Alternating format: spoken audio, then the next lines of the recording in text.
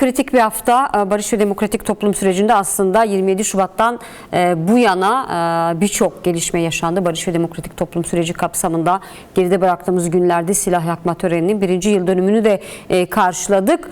Tabii o günde beklenti yasal bir düzenlemenin kısa sürede yapılmasıydı. Bir yıl sonra şimdi gündemde bu yasa, çerçeve yasa. Yasanın taslak yasaya dönük tartışmalarla başlayalım. DEM Parti olarak elinizde şu an, çünkü bu yasanın basına da yansıdı, bu hafta içinde partilere verileceği yönünde bir açıklama vardı. Sizin partinize ulaşan bir taslak var mı? Sanırım aynı zamanda İmralı heyetinde yarın AKP yetkilileriyle yine Meclis Başkanı Numan Kurtulmuş'la da görüşmesi olacak. Görüşmenin temel gündemi de bu yasa olduğu şeklinde yine DEM Parti'den açıklamalar olmuştu. Buyurun. Öncelikle ben de sözlerime başlamadan önce bugün 14 Temmuz Büyük Ölüm Orucu direnişçilerini saygıyla, minnetle anarak başlamak istiyorum. Ve gerçekten içinden geçtiğimiz süreçte aslında en az 12 Eylül 1980'lerde olduğu gibi tarihi bir süreç.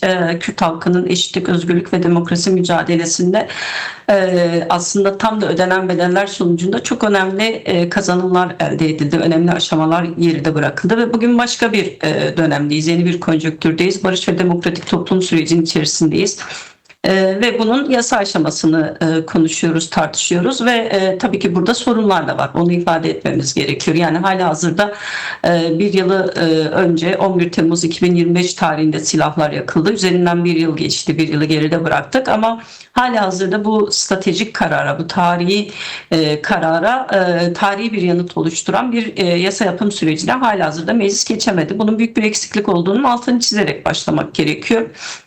Çok daha önceden bu yasa çıkabilirdi ve bu şu anda biz bambaşka bir aşamayı, bambaşka bir süreci konuşuyor olabilirdik. Burada bir ağırdan alma hali, bir zamana yayma hali olduğunu gözlemliyoruz açıkçası. Bunu ifade edelim. Şimdi bu hafta itibariyle tabii ki geç kalınmış olsa da halihazırda bir gün daha geç kalmamak, bir hafta daha geç kalmamak açısından da acele etmek gerektiğini çok söyledik.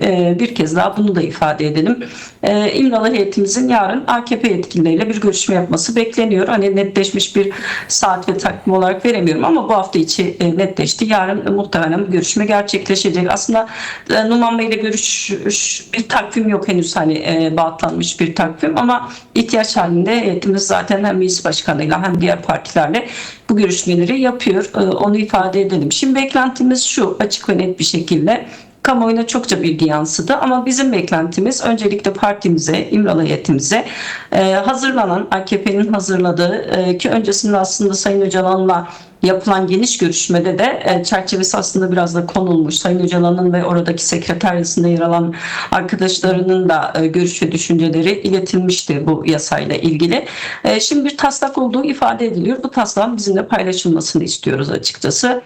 Ama tabii ki bu yetmez. En önemlisi de bu sürecin asıl muhatabı olan, sürecin yürütücüsü ve baş aktörü olan Sayın Öcalan'la da İmralı heyetimizin hızlı bir görüşme yaparak yasanın hem içeriğini konuşmaları hem ne kadar bu yasanın taslağına görüş ve düşüncelerinin yansıdığını da kendisiyle istişare etmeleri, onun görüş ve düşüncelerinin mutlaka alınması gerekiyor. Ve bundan sonra da aslında tabii ki yasaya muhatap olanların da yine Sayın Öcalan'ın görüşleri doğrultusunda bunları bilmesi gerektiği bir sürecin içerisindeyiz. Bütün bunların tabii ki hızlı yapılması gerekiyor. Çünkü aslında biz 1 Temmuz'da biliyorsunuz meclis kapanıyor. Halihazırda süre uzadı. Ve yasa çıkmadan bu yasama döneminin kapanmasını istemiyoruz. Onu ifade edelim. Bu anlamıyla işte bu hafta eğer taslak paylaşılırsa, heyetimiz hızlı bir İmralı görüşmesi yaparsa bunun diğer partilerle de görüşülmesi meselesi var ve hızlı bir şekilde komisyona gelmesi ve komisyondan da meclise gelmesi gerekiyor. Şimdi bugün de danışma kurulundaydık. Aslında genel olarak hani belki İYİ Parti dışında genel olarak herkesin aslında şöyle bir yaklaşımı var. Yani yasayı getirecek misiniz, getirmeyecek misiniz? Getirecekseniz ne zaman getireceksiniz? Bu takvimi bize açıklayın diye bütün siyasi partilerin bir talebi var iktidar partisinden. Çünkü halihazırda biz de meclis takvimini bilmiyoruz. Yani ne kadar çalışacak? 23 Temmuz'da mı kapanacak? 15 Ağustos'ta mı kapanacak? Bütün Ağustos mu çalışacak? Bunu halihazırda bize de söylemiş değiller. Birincisi bu problem. İkincisi yasanın hangi gün nasıl bir takvim içerisinde geleceğine dair de bir belirlilik yok. Bu da bir problem. Yani ne zaman tam olarak heyetimize taslak sunulacak, ne zaman İmralı'ya gidilecek, ne zaman ortaklaşılacak, ne zaman komisyona gelecek ve nasıl genel kurula hangi takvimde gelecek, bunlara dair de bir belirlilik olmaması bir sıkıntı açıkçası. Bunu açık ve net bir şekilde ifade etmek gerekiyor. Çünkü toplum da bu yasayı bekliyor. En nihayetinde muhataplar da sürecin muhatapları da, yani bu yasadan etkilenenler de yasayı bekliyor ve Sayın Öcalan'ın çok uzun bir süredir aslında biz gereken bütün adımları attık. Artık sürecin hukuki zemine taşınması gerekiyor. İkinci aşama diye tarifledi aslında. Aşamaya da geçilmesi gerekiyor. Hala sınırda biz Peki bu ikinci aşamanın gecikmeyi neye eşiğinde bağlıyorsunuz? bekliyoruz. Neden bu Kapısında kadar bekliyoruz. Neden bu gecikmeyi neye bağlıyorsunuz DEM Parti olarak? Neden siz de ifade ettiğiniz aslında birçok kez tarih verildi. İşte bayramdan sonra denildi. İlk önce Nisan, Mayıs, daha sonra bayramdan sonra denildi. Şimdi Haziran, Temmuz ayının ortalarındayız. Bu gecikmeyi neye bağlıyorsunuz? Yani sanırım bir hazır taslak da var aynı zamanda. Bunu nasıl yorumlamak, değerlendirmek gerekiyor? Bunu da sormak istiyorum. Bununla paralel bir şekilde tabii İmralı heyetinin bir görüşme yapması bekleniyor AKP yetkilileriyle. Burada da taslağın konuşulacağı, çerçeve yasanın konuşulacağı da belirtiliyor. Geçmiş dönemlerde de, geçmiş haftalarda da istişarede bulunduğunuz DEM Parti olarak AKP yetkilileriyle neler konuşuldu, neler iletildi, görüşmelerin odağında özellikle çerçeve yasa konusunda odakta olanlar nelerdi? Şimdi açıkçası bu gecikmenin nedenlerine dair bize açıkça ifade edilen bir şey yok. Yorumlayabiliriz sadece burada. Ama gördüğümüz ve anladığımız bu konuda bir temkinlilik halleri olduğunu açık görüyoruz. Bu anlamıyla birçok şeyi dikkate aldıklarını ya da birçok hesap yaptıklarını, yani birçok konuya dair bakış açısında bir farklılık olduğunu ifade edelim. Yani işte bizim için esas olan barış ve demokratik toplum süreci ve bu sürecin başarıya ulaşması, gerçekten bu ülkede kalıcı barışın tesis edilmesi. Ama iktidar açısından böyle bir öncelik var mı? Açıkçası bu tartışmalı. Yani gördüğümüz aslında birazcık daha bunun dışında meseleyi biraz daha güvenlik endeksine indiren, sadece silahların bırakılmasını bir barış oldu tartışması üzerinden ifadelendiren, Kürt sorununu da sadece bir güvenlik, şiddet ve çatışma sorunu olarak ele alan, bu anlamıyla kök sorunlara neredeyse hiç değinmeyen bir yaklaşım oluyoruz. Bütün bu yaklaşım farklılıkları en nihayetinde çözümde de farklılıklar, zamanlamada da farklılıklar getiriyor. Tabii bununla beraber Orta Doğu'daki konjonktür, işte İran'a müdahaleler, olası gelişmeler, bölgesel denklemin her birinin de çok etkili olduğunu buradaki meselede Türkiye'nin bu sürecinde etkili olduğunu ifade edelim. Bu anlamıyla tek bir nedene bağlanamaz. İşte seçim kaygısından, oy kaygısından, oy hesabından tutalım bölgesel gelişmelere kadar birçok mesele olduğunu ifade etmemiz gerekiyor. Yine iç siyasette yaşanan gelişmeler, CHP'ye atanan butlan meselesi, bugün muhalefetin neredeyse bir alternatif olma denkleminden çıkarılması gibi tartışmaların da bütün bu süreçte etkili olduğunu söyleyebiliriz. Fakat burada üzerinde durulması gereken meselenin tam da iktidarın bakış açısındaki sorunlu kısma değinmek gerekiyor. Yani bu meseleyi güncel siyasetin içkin, genel geçer, konjonktürel bir mesele olarak ele almak ya da bunu iktidarıyla, koltuğuyla yeniden bir dönem daha iktidarda kalmakta ilişkilendirmek gibi bir yanılsama halinin olduğunu görüyoruz. Oysa ki bu bir stratejik tartışma. Bu Türkiye'nin gelecek yüzyılını belirleyecek bir tartışma ya da bir dönemdeyiz. O anlamıyla bunu iktidar siyasi parti hesaplarına ya da çıkarlarına hapsetmek, buradan meseleyi ele almanın çok büyük bir yanılgı olduğunun altını çizmemiz gerekiyor. Şimdi görüşmelerimizde heyetimiz aslında hem Sayın Öcalan'la yaptığı tartışmaları bizzat hükümetin siyasi kanadına, çünkü biliyorsunuz orada siyasiler bulunmuyor. Güvenlik bürokrasisinin daha çok olduğu bir zemin oluyor.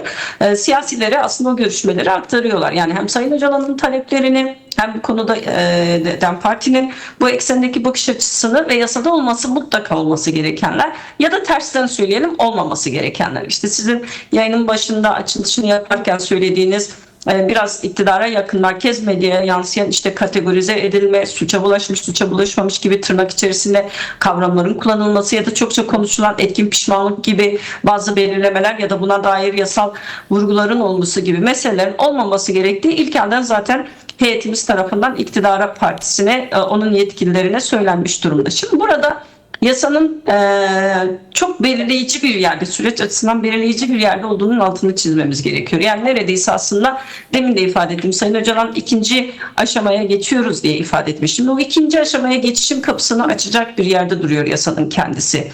Yani bu bir eşik atlatacak süreç açısından. Bu eşik atlanırsa ondan sonra onun arkasından gelecek yasalar, işte infaz düzenlemesidir, TMK'daki düzenleme, TCK'daki düzenleme ve genel demokratikleşme başlığında yaşanacak gelişmeler. İşte kayyımdan tutalım da diğer bütün ifade ve örgütlenme özgürlüğüne kadar diğer meselelerde mesafe kat edilmesinin, oralara doğru yürünmesinin yolunu açacak bir yasadan bahsediyoruz. Kök yasa dediğimiz, çerçeve yasa dediğimiz yasanın böyle bir özelliği var. O anlamıyla bu yasayı bütün bu bağlamından koparıp meseleyi getirip dar bir zemine sıkıştırmanın kendisi çok handikaplı bir şey. Bunu ifade edelim. Yani çokça açıklama yapıldı. Geçmişte çok yasa çıktı biliyorsunuz Türkiye'de. İşte etkin pişmanlık yasalarından tutalım başka yasalara kadar hiçbiri işe yaramadı. Yani kimse de gelip o etkin pişmanlık yasasına başvurup da geliyorum demedi. Demek ki burada mesele yasa çıkarmak değil. Yasaya uyacak kişilerin, yasaya tabi olacak kişilerin ya da yasadan etkilenecek kişilerin bu yasayı onaylaması, kabul etmesiyle ilgili bir sorunumuz var. Yani sonuçta bugün silah bırakanlar... Kürdistan Özgürlük Hareketi üyeleri tarafından yapılan açıklamalar var. Kendilerine herhangi bir taslak ulaşmadığını, yani yasal düzenlemelere dönük, çerçeve yasaya dönük bu şekilde açıklamaları da var. Dün de Helin Ümit açıklama yapmıştı. Evet, yani aynen. Yasadan etkilenenin yasayı benimsemesi gerekiyor ki bu yasa işlerlik kazansın, yani işe yarayabilsin. Yoksa geçmişte çıkarıldığı gibi bugün de yasalar çıkarılacak ama işe yaramayacak, derde derman olmayacak, çözüm üretmeyecek. O anlamıyla bu tartışmayı buradan çıkarmak gerekiyor. Soru gerçekten iş görecek, gerçekten süreci rahatlatacak, gerçekten silah bırakanların siyasal ve sosyal hayata katılımını, demokratik yaşama katılımını sağlayacak kapsayıcı, bütünlüklü bir yasa tartışmasıdır. Bunun dışındaki bütün tartışmaların yanlış olacağını, yanılgılı olacağını, doğru bulmadığımızı çokça ifade ettik. Bir kez daha söylememiz gerekiyor. Bu komisyon aşamasında da tartışılan bir meseleydi. Oraya da bazı hukukçular geldiklerinde böyle görüşler ifade ettiler. O zaman da söyledik. Yani geçmişteki deneyimler bize ışık tutuyor. Sıfırdan başladığımız bir noktada değiliz. Türkiye'nin aslında bu konuda çokça deneyimi var. En son 2013-2015 süreci var. Bütün o deneyimlerin gösterdiği bir şey var yani. Siz meseleyi öznelerinden ayırdığınızda, muhataplarından ayrı tartıştığınızda, muhatapların kabul etmediği bir tartışma yürüttüğünüzde en nihayetinde günün sonucunda sürecin başarılı olma şansı olmuyor. O anlamıyla Sayın Öcalan'ın yasadaki dahiliyeti, yasanın taslağını görmesi ve bu taslağın tabii ki hareketiyle paylaşması meselesinin kritik önemli olduğunun bir kez daha altını çizmek gerekiyor. Peki aynı zamanda bugün eş genel başkanınız Süreyya Hatimoğlu'nun yaptığı açıklamada da vardı. Şimdi oldu bittiye getirilmemeli deniliyor bu açıklamada. Aynı zamanda kapsayıcılığa olması gerektiği noktasındaki değerlendirmelerinizi aldık. Şimdi böyle bir kaygı mı var, yani yasal düzenlemenin olduğu bittiye getirilmesi yönünde ibareler mi var? Böyle bir izlenim mi var? Şu an onu sormak istiyorum. Çünkü böyle bir konuşma da geçti Sayın Tülay Hatimoğlu'nun grup toplantısında. Aynı zamanda Türkiye medyasını da değerlendirdik. Oradan çıkan değerlendirmeleri. Şimdi varsayalım ki böyle bir yasa çıkarılmak istendi. DEM Parti olarak tutumunuz nasıl olur? Yani Türk basınının yansıttığı şekilde taslağı soruyorum. Şimdi şöyle, aslında bir oldu bitti tartışması açısından kaygılarımız var tabii, açıkçası söyleyelim. Çünkü bu belirsizlik bir kaygı yaratıyor, bir güvensizlik yaratıyor. Halihazırda işte bugün Temmuz'un 14'ü, yani 14 gündür aslında meclisin normal takviminin dışında bir takvim işliyor. Ve halihazırda biz taslağı görmüş değiliz. Yani taslak meclise gelecek. Biz meclis komisyondayız. Aynı zamanda sürecin bir parçasıyız. Demokratik siyasetin kısmında, meclis ayağında bu işin heyetimiz birinci derecede görüşmeleri yapıyor. Ama hala taslak bizimle paylaşılmış değil. Sayın Öcalan'la paylaşıldığı ifade ediliyor. Ama biz bunu teyit edemiyoruz ki, çünkü Sayın Öcalan'la yaklaşık 50 günden fazladır bir görüşme yapılmıyor. En son 24 Mayıs'ta bir görüşme yapılmıştı. Ondan sonra bir temas, bir görüşme yok. Halihazırda bunu da teyit edemiyoruz. O anlamıyla her şeyin ayakta kaldığı, ayaklarının yere basmadığı bir şey var. Ve bu belirsizlik tabii ki bir güvensizliği ve bir kaygıyı da beraberinde getiriyor. Bunu ifade etmek gerekiyor. Diğer bir mesele, açıkçası bu yasanın asıl muhatabı tabii ki biz en demokratik, en kapsayıcı, en işe yarar yasanın gelmesi için uğraşıyoruz, görüşmeler yapıyoruz, bu konuda tartışmalar yürütüyoruz, elimizden gelen çabayı sürdürüyoruz. İşte halkımızla beraber alanlarda, meydanlarda barış talebini yükseltiyoruz, çözüm talebini yükseltiyoruz. Bu bizim sorumluluğumuz ve bunu yapmaya çalışıyoruz elimizden geldiğince. Fakat nasıl bir yasa ve istenilmeyen, yani bugün Sayın Öcalan'ın kabul etmediği ya da muhatapların kendi hareketinin kabul etmediği bir yasaya biz olur versek ne olur, olur vermesek ne olur? Yani en nihayetinde sürecin muhatabı, sürecin baş aktörü Sayın Öcalan'ın bizzat kendisi, hareketi de onu zaten sürecin asıl muhatabı ve baş aktörü olarak tanımladı. O anlamıyla burada belirleyici olanın biz olmadığımızı altını çizmemiz gerekiyor. Buradaki yasa tartışmasının asıl muhatabı Sayın Öcalan'dır ve onun tabii ki kendi hareketiyle yürüteceği tartışmadır, kendi örgütüyle yürüteceği tartışmadır. Biz bu eksende bu yasa barışa hizmet eden bir yasa olsun, gerçek anlamda derde derman bir yasa olsun diye tabii ki görüşmelerimizi sonuna kadar sürdüreceğiz, tartışmalarımızı sürdüreceğiz. Ama böyle bir yasa, yani derde derman olmayan, gerçekten Sayın Öcalan'ın kabul etmediği, işte kategorize eden, zamana yayan, çok kadük, pişmanlık gibi ifadelerin içerisinde yer aldığı, yani aslında Kürt sorunun demokratik çözümle hiç ilgisi olmayan, barışla hiç ilgisi olmayan, gerçek anlamda bu tartışmayı, bu yaşadığımız tarihsel süreci bağlamından koparıp çok kadük, çok dar bir alana sıkıştıran bir tartışmanın da karşısında ya da bir yaklaşımın da karşısında dururuz. Bunu açık ve net bir şekilde ifade edelim ve buna muhalefet ederiz elbette. Bu sürecin başarılı olması için elimizden gelen bütün çabayı harcıyoruz. Ama sürecin başarısının sadece bize bağlı olmadığını da ifade etmemiz gerekiyor. Burada en nihayetinde iktidarın bu sürece gerçek anlamda samimi bir şekilde yaklaşması ve bunun gereklerini yerine getirmesi gerekiyor. Bu gerekleri de böyle sonsuz bir zaman dilimimiz yok bizim. Yani biz Orta Doğu'da yaşıyoruz. İşte yanı başımızda bir çatışma devam ediyor. Savaş var, şiddet var, her yerde büyük bir belirsizlik var, kaos var. Dünya yeniden şekilleniyor. Orta Doğu yeniden şekillendiriliyor. Bütün bu alt üst oluşun içerisinde böyle çok güllük gülistanlık bir ortamdayız, sonsuz zamanımız var gibi bir yaklaşım da elbette doğru değil. O anlamıyla zamana karşı bir yarış olduğunu da ifade etmemiz gerekiyor. Çünkü Sayın Öcalan baştan söylemişti, zamana yaymak süreci enfekte edebilir. Ve evet, biz bu riski çok büyük bir şekilde görüyoruz. Bugün süreç karşıtlarının daha fazla güçleneceği, Türkiye'nin yeni bir atmosfere sürükleneceği ve bu yeni atmosferin de sürece zarar vereceği bir iklim hepimiz açısından ve tarihsel barışımız açısından çok büyük bir kayıp olur. Bunu ifade etmek gerekiyor. O anlamıyla burada dediğim gibi iktidarın meseleyi tarihsel olarak hakikatine uygun ele alması ve özüne doğru bakması gerekiyor. Kürt sorununun kök nedenlerine yoğunlaşan ve onun çözümünün yolunu açan bir yaklaşımın esas alınması gerekiyor. Yoksa meseleyi güvenlik meselesi, tırnak içerisinde terör meselesi, öyle silah bırakma tartışmasına indirgemek bugün açısından bizim düşlediğimiz, bizim amaçladığımız ve bizim uğruna mücadele ettiğimiz barış tartışmasından çok uzak bir çerçevedir. Peki süreçte ortak akıl ve en geniş mutabakat nasıl sağlanabilir ve DEM Parti'nin özellikle de somut yapılması gereken yasal düzenlemeler hakkında önerileri nedir? Çünkü farklı talepler de var. Tabii ki sürecin çerçeve yasayla birlikte aynı zamanda siyasi tutsakların bırakılması konusu var, kayyumların konusu var ve tüm bunların aslında yasal düzenlemelere yer alması gerekiyor ve nasıl yer alacak? Sizin bu konuda görüşünüz ve talebiniz nedir? Şimdi birincisi yasanın bütünlükte olması gerekiyor. Yani bütünlüklü bir yasadan işte üst düzey, orta düzey, alt düzey gibi bir kategori olmamalı. Yine çokça basında yazıldığı şekilde söylüyorum, işte suça bulaşan, suça bulaşmayan gibi kategorilere ayıran bir yasa olmamalı. Bu anlamda pişmanlık gibi ifadelerin içerisinde geçtiği ya da geçmiş yasalara atıf yapan bir akıldan, bir mantıktan, bir yaklaşımdan uzak bir yasa olmalı. Ve en önemlisi de gerçekten silah bırakanların ülkeye dönüşünü, siyasal ve sosyal hayata katılımını sağlayacak bir geçiş süreci yasasından bahsediyoruz. Bu bir geçiş süreci yasası aslında.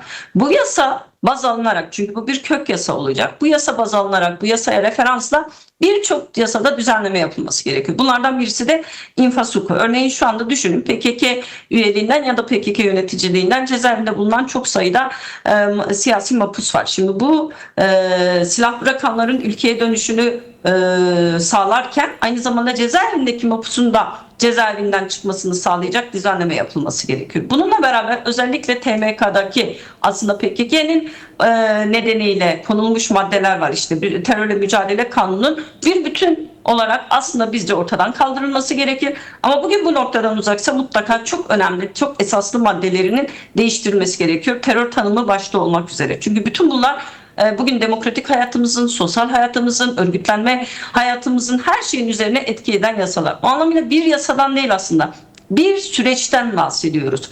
Bu sürecin kapısının başlangıcını kök yasa oluşturacak. Çünkü ilk yasal çerçeveyi oluşturacak. Halihazırda bakın işte bir yıl aşkın süredir, neredeyse 2. yılına girecek, Ekim ayında bir süreç başladı ama tek bir yasa yok.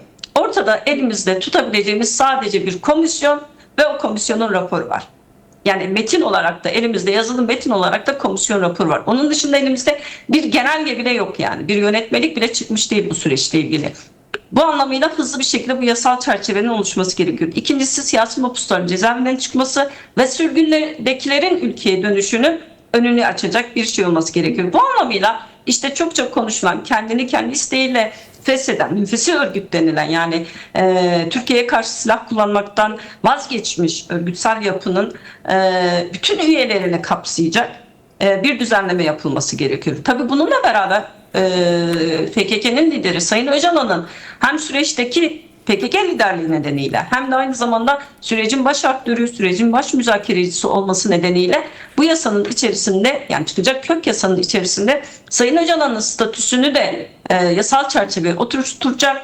Onun özellikle süreci yürütmesi noktasındaki özgür çalışır, özgür yaşar koşullarını, özgür iletişim koşullarını sağlayacak bir düzenlemenin de mutlaka olması gerekiyor. Yani o anlamıyla Sayın Öcalan'ı da dışında bırakan bir yaklaşımın da ve diğer arkadaşlarına doğru olmadığını ifade etmemiz gerekiyor. Tabii bundan sonrası var. İşte kayyumların iade edilmesi, kayyum yasasının kökten değiştirilmesi, yani ilga edilmesi, o maddenin ortadan kaldırılması ve işte yerel yönetimler özellik şartnamesinden tutalım da yerel demokrasinin güçlendirilmesinin önünü açacak birçok düzenlemeye ve ondan sonra da aslında bugün Kürt sorununun kök nedenlerini ortadan kaldıracak düzenlemelerin yapılması gerekiyor. Fakat bunların her birisi elbette aşama aşama olacak. Yani bugünden en ileriyi söylemek bazen bugünün önünü tıkayabilir. Bu anlamıyla bir zaman, bir süreç ve bir mücadele dönemi olduğunu ifade etmemiz gerekiyor. Ana dilinde eğitim hakkından tutalım da ana dilin